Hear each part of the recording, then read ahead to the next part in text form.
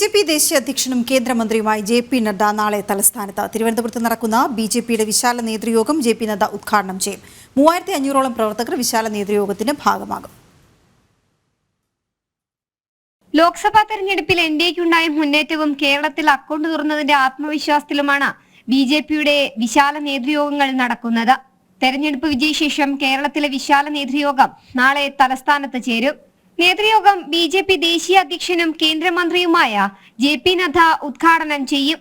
Thiruvananthapuram Nalanchira Girideepam convention സെന്ററിലാണ് നേതൃയോഗം ചേരുന്നത്. സംസ്ഥാന വ്യാപകമായി 3500ഓളം പ്രവർത്തകരും കാര്യകർത്താക്കളും യോഗത്തിന്റെ ഭാഗമാകും. തെരഞ്ഞെടുപ്പിൽ ബി.ജെ.പിക്കുണ്ടായ മുന്നേറ്റവും കേരളത്തിൽ അക്കൗണ്ട് തുറന്ന ആത്മവിശ്വാസവും വരുംകാല തെരഞ്ഞെടുപ്പിൽ സ്വീകരിക്കേണ്ട തയ്യാറെടുപ്പുകളും വിശാല നേതൃയോഗത്തിൽ ചർച്ചയാകും. കേന്ദ്രമന്ത്രിമാരും ബി.ജെ.പി. സംസ്ഥാന അധ്യക്ഷൻ കെ സുരേന്ദ്രൻ അടക്കമുള്ളവരും ബി.ജെ.പിയുടെ മുതിർന്ന നേതാക്കന്മാരും വിശാല നേതൃയോഗത്തിൽ പങ്കെടുക്കും. ജനം, തിരുവനന്തപുരം.